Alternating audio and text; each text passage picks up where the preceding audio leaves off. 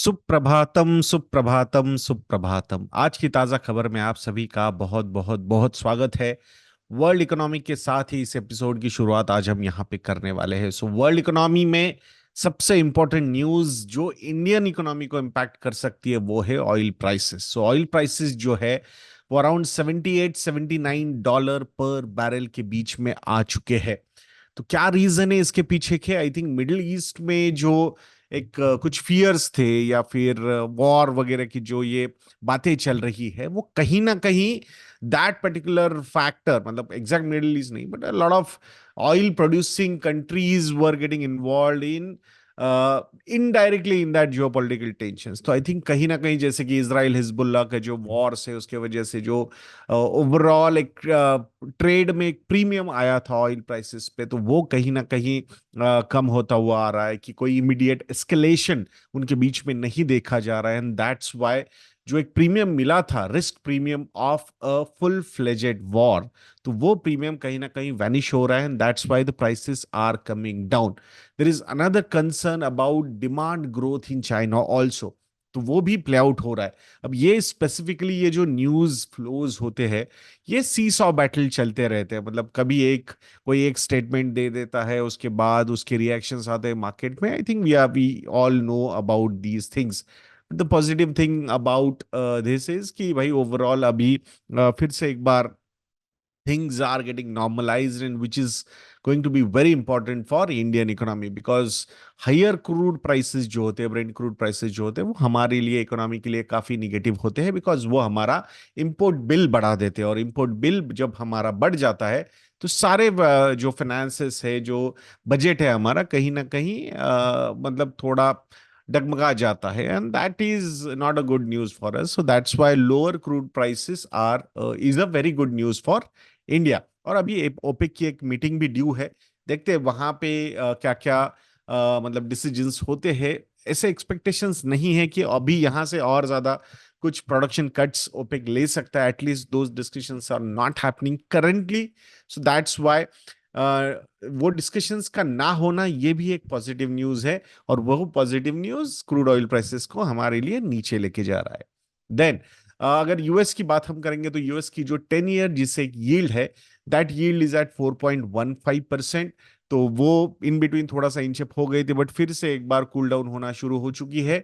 अभी भी market is expecting 2 rate cuts from Federal Reserve in this calendar year. So सितंबर और नवंबर वाले जो पॉलिसी मतलब फेडरल रिजर्व की जो डिसीजंस हो सकते हैं, पॉलिसी डिसीजंस, तो उसमें रेट कट के एक्सपेक्टेशंस मार्केट को बहुत ज्यादा है।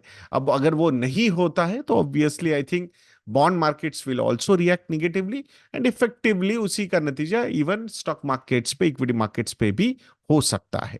अब ग्लोबल न्यूज में, वर्ल्ड न्यूज में चाइना के बारे में बात करते हैं तो फॉरेन डायरेक्ट इन्वेस्टमेंट जो है वो चाइना में in the first half of calendar year 2024, यानी कि जैन से लेके जून तक का जो ये फेज है उसमें 29.1% से चाइना में एफडीआई कम हुआ है। और ये जो ट्रेंड है हम ऑलमोस्ट 2022 से लेके कंटिन्यूअसली देख रहे हैं कि दी इन्वेस्टमेंट्स, फॉरेन डायरेक्ट इन्वेस्टमेंट्स, मतलब लॉन्ग टर्म कमिटमेंट वाला जो कैपिटल होता है जो बाहर की कंट्रीज में से आता है, वो परसेंटेज कहीं ना कहीं यहाँ पे चाइना में डिक्रीज होता जा रहा है। आई थिंक आफ्टर कोविड एक ट्रस्ट डेफिसिट जो है वो वेस्टर्न वर्ल्ड के साथ बहुत ज्यादा बन चुका है चाइना का। And that is the main reason why these numbers are getting down. दो दे हमें लग ओवरऑल हम बोल रहे हैं कि FDI numbers are going down, but there are few sectors और सेगमेंट्स जहां पे एफडीआई के नंबर्स बढ़ रहे हैं, फॉरेन डायरेक्ट इन्वेस्टमेंट के नंबर्स चाइना में बढ़ रहे हैं, जैसे कि मेडिकल इक्विपमेंट हुआ, या फिर इंस्ट्रूमेंट मैन्युफैक्चरिंग हुआ, या प्रोफेशनल टेक्निकल सर्विसेज हुए। तो यहाँ पे मतलब मेडिकल इक्विपमेंट एंड इंस्ट्रूमेंट में तो 87.5% से एफडीआई की ग्रोथ हुई है। एंड प्रोफेशनल टेक्निकल सर्विसेज में 43.4% से यहाँ पे एफडीआई में ग्रोथ देखी गई है। मेजर कंट्रीज जो है जहां से एफडीआई आ रहा है चाइना में, 18.1% आ रहा है जर्मनी से, 10.5% आ रहा है सिंगापुर से, और बाकी भी सेवरल कंट्रीज है जहां से ये फॉरेन डायरेक्ट इन्वेस्टमेंट्स आ रहे हैं। So China has cracked down on several industries to ensure compliance with government policies and discouraging foreign investment also. So I think कहीं ना कहीं मतलब जो चाइना जो बाहर जाके इन्वेस्टमेंट्स करना चाहता है उस पे उनको कोई गवर्नमेंट पॉलिसीज नहीं चाहिए। वहां पे किसी ने भी उनके कैपिटल को आने के लिए डिस्करेज नहीं करना चाहिए ऐसा उनको लगता है। बट अगर चाइना में कुछ कुछ मतलब चाहिए, मतलब फॉरेन डायरेक्ट इन्वेस्टमेंट आ रहा है तो वहां पे बहुत सारी गवर्नमेंट पॉलिसीज इंप्लीमेंट की जा रही है, बहुत सारा फॉरेन इन्वेस्टमेंट को डिस्करेज भी चाइना में किया जा रहा है। सो ओवरऑल मतलब कैसे ऑटोक्रेसी प्ले आउट होती है, तो ये कुछ परफेक्ट एग्जांपल्स हमें यहाँ पे नजर आ रहे हैं। ओवरऑल एक ऊपर नीचे ये नंबर्स हमेशा होते हुए हमने देखे हुए हैं चाइना में, कि कोई ऐसा कंसिस्टेंट फेज मतलब थोड़ा कम ही नजर आ रहा है। स्पेसिफिकली 2024 में तो ये नंबर्स जो है बहुत कम हुए हैं फ्रॉम द वैल्यू टर्म्स, मतलब लेस देन, मतलब $600 मिलियन किसी भी मंथ में चाइना में फॉरेन डायरेक्ट इन्वेस्टमेंट क्रॉस नहीं हुआ है। अगर मैं 2023 की बात करता हूं तो almost all the months were having foreign direct investment of more than $900 million. So I think कहीं ना कहीं ये सारे मतलब गवर्नमेंट पॉलिसीज हो, डिस्करेजमेंट हो ऑफ फॉरेन इन्वेस्टमेंट्स, सो या फिर कंट्रोल रखने की बातें हो, तो ये सारे बहुत सारे चीजें जो है वो थोड़ा जियोपॉलिटिकल टेंशंस का भी एक एंगल यहाँ पे हम रिजेक्ट नहीं कर सकते हैं। अब इंडियन इकोनॉमी के बारे में बात करेंगे तो इंडियन इकोनॉमी में इंडिया की 10 ईयर जिसे यील्ड के बारे में पहले बात करते हैं। इंडिया 10 ईयर जिसे यील्ड इज एट 6.92% और 93% वहां पे अभी ट्रेड हो रही है। सो मतलब जो एक्सपेक्टेशंस है रेट कट्स के, वो इंडिया में भी काफी ज्यादा बढ़ते हुए नजर आ रहे हैं। दो आई स्ट्रांगली फील दैट कि India will not cut the interest rates immediately and unless they start seeing some kind of slow down in GDP growth. अगर 7% के ऊपर के जीडीपी के ग्रोथ के नंबर्स हमारे आते रहेंगे तो आरबीआई इसको हरी नहीं करेगा इंटरेस्ट रेट कट करने में। मेजर रीजन बिकॉज ये जो हाई इंटरेस्ट रेट्स होते हैं ये एक एमिनिशन होता है रिजर्व बैंक ऑफ इंडिया के लिए कि जब भी डिमांड स्लो डाउन होगा at that point of time demand बढ़ाने के लिए इंटरेस्ट रेट्स कम किए जाते हैं and that's how overall economy में डिमांड बढ़ती है। सो लोन्स वगैरह लिए जाते हैं, यानी कि मतलब कंजम्पशन एक थोड़ा सा सपोर्ट किया जाता है। But till the time the GDP growth numbers are quite satisfying which are more than 7%, अगर ये नंबर्स आते रहेंगे तो I seriously doubt that there will be any rate cut soon. But अगर क्वार्टर वन के रिजल्ट्स हम देखते हैं तो क्वार्टर वन के रिजल्ट्स में you must be receiving a lot of notifications. Economic Times वगैरह अगर आपके पास है एप्स तो वहां पे नोटिफिकेशंस आ रहे होंगे और most of the big companies which are reporting numbers वहां पे प्रॉफिट्स के नंबर्स नीचे जा रहे हैं। So I think this is an indication कि थोड़ा बहुत तो क्वार्टर वन में थोड़ा पेन है। उसके पीछे का रीजन भी ये हो सकता है कि इलेक्शन का क्वार्टर था तो उसकी वजह से कंजम्पशन वगैरह पे इम्पैक्ट होता है। अब देखा जाएगा कि अब ये सेकंड क्वार्टर जो है जो मॉनसून हेवी क्वार्टर है और मॉनसून काफी जबरदस्त तरीके से आगे बढ़ रहा है।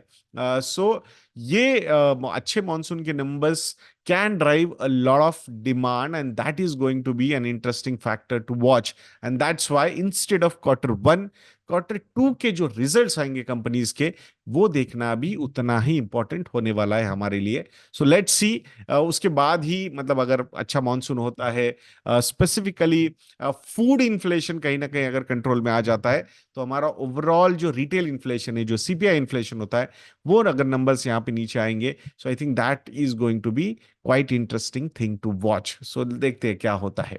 बाकी और इंडियन इकोनॉमी के पॉइंट ऑफ व्यू से बात करेंगे तो देयर इज वन न्यूज जहां पे सेंट्रल गवर्नमेंट जो है वो फिस्कल डेफिसिट के जो टारगेट है, जैसे पहले एक नंबर, अभी जैसे आपने देखा कि एक नंबर दिया गया कि 4.9% का, ऐसे सपोज अगर नंबर दिया हुआ है तो अब ये जो नंबर दिया जाता है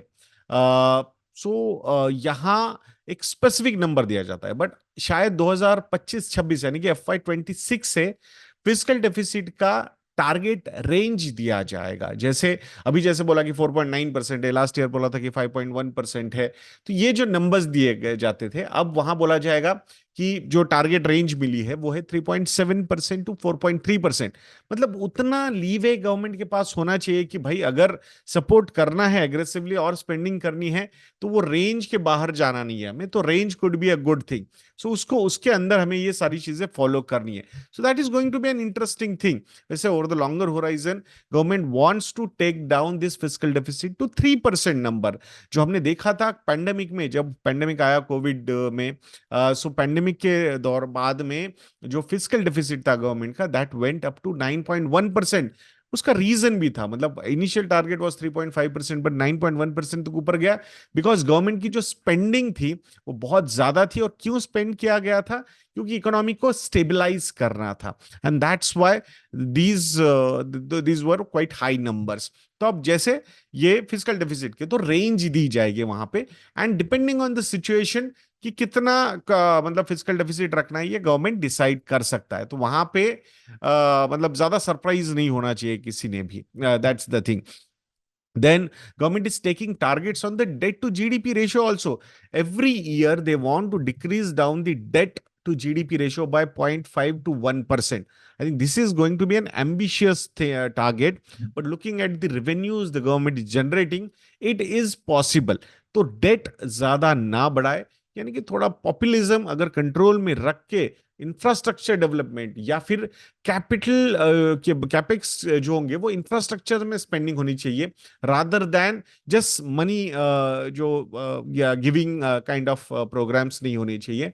तो इंफ्रास्ट्रक्चर डेवलप करो, ऑटोमेटिकली उसमें से सस्टेनेबल जॉब क्रिएट होंगे, और अगर सस्टेनेबल जॉब क्रिएट होंगे so that is going to support overall GDP, and that's how government wants to decrease its debt to GDP ratio. So on an average yearly, they want to decrease it down by 0.5 to 1% per annum. Ambitious target है, but let's see अगर government ये कर पाएगा so that is going to be quite interesting. So 56.8% का current debt to GDP ratio है India का।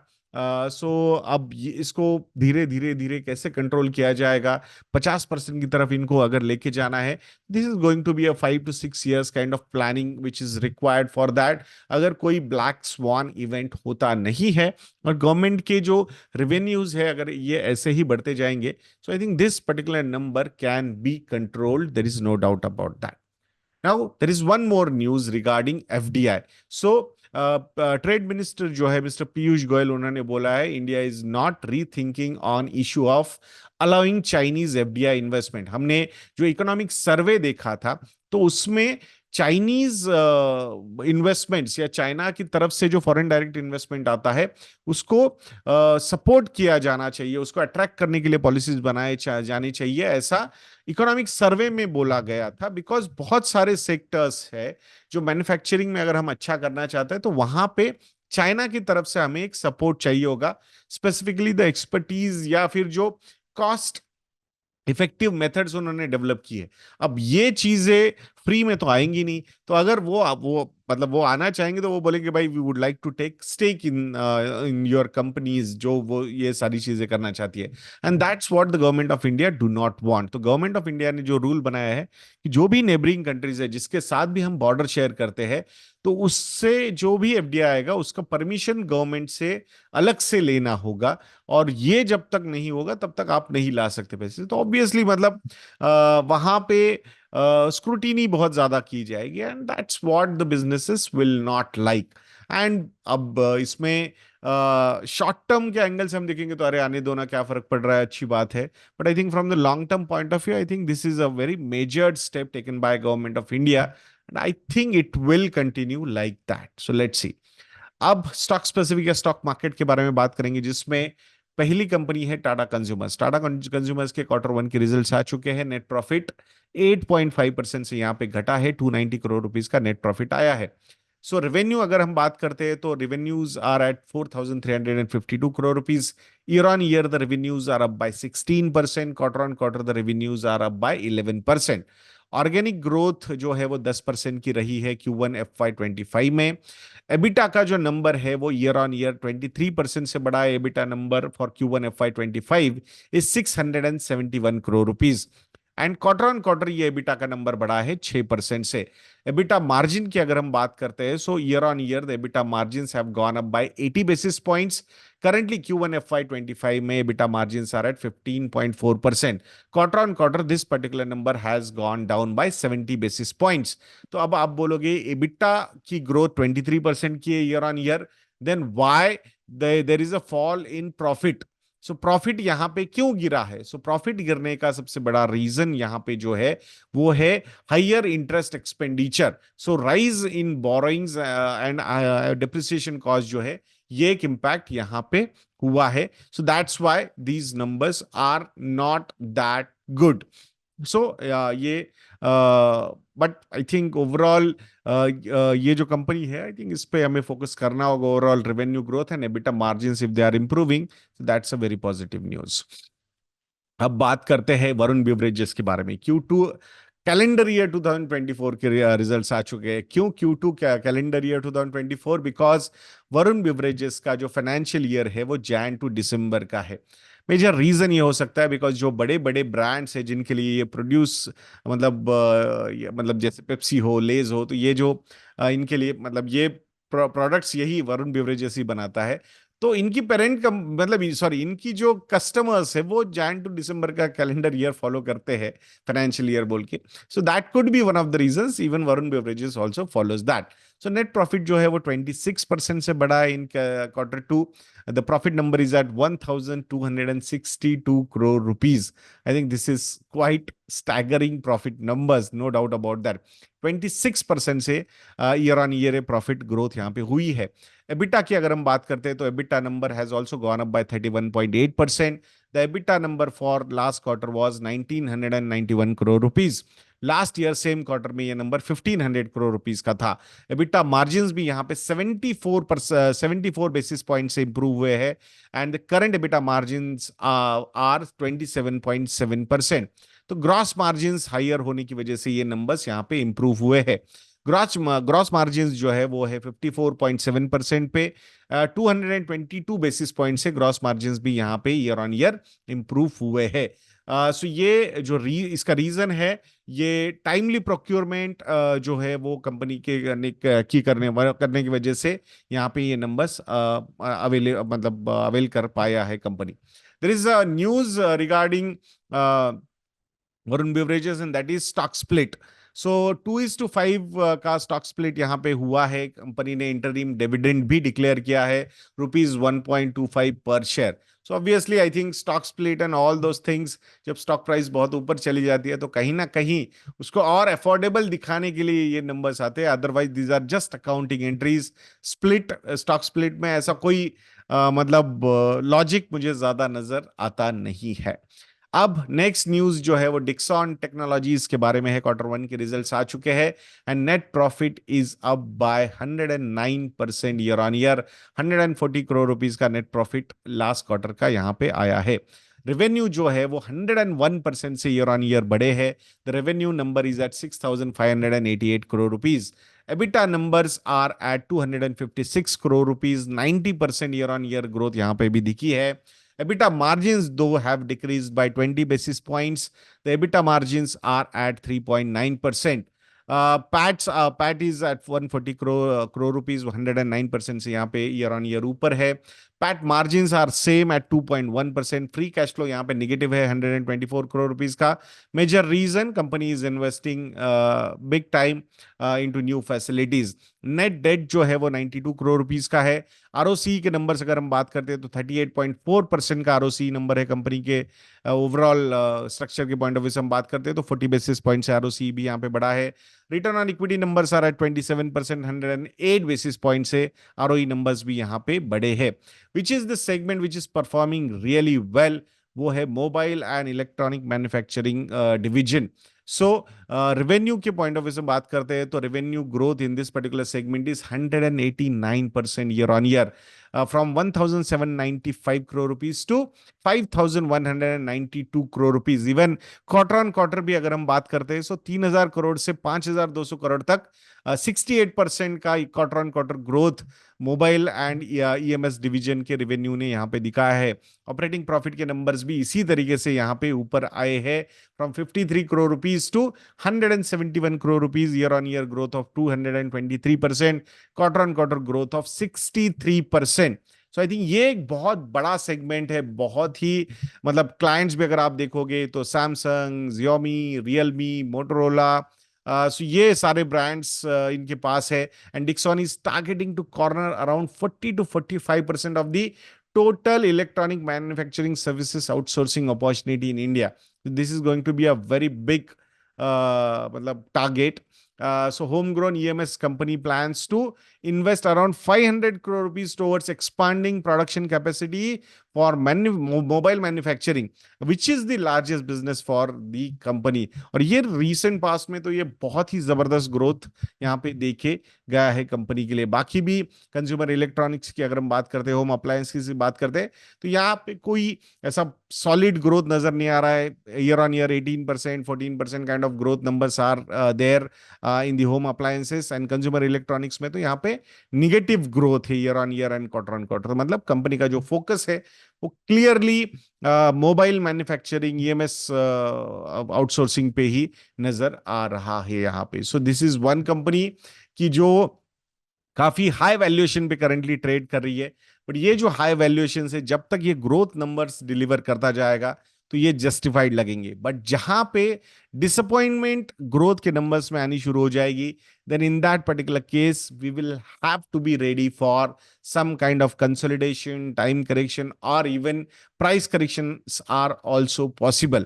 So this is not like Avenue Supermart जहां पे time correction ज्यादा होगा, but the companies like Dixon जहां इतना ज्यादा प्रीमियम जब मिलता है तो वहां people will have to be ready for disappointments. वो रिएक्शंस काफी शार्प निगेटिव हो सकते हैं, तो ये समझ के ही आप लोगों ने इन्वेस्टमेंट्स सोचने चाहिए। नवीन फ्लोरेन के बारे में बात करेंगे। क्वार्टर वन के रिजल्ट्स आ चुके हैं। Net profit is down by 17%, the number is at 51 crore rupees. Revenue जो है वो 524 करोड़ रुपीज का रहा है।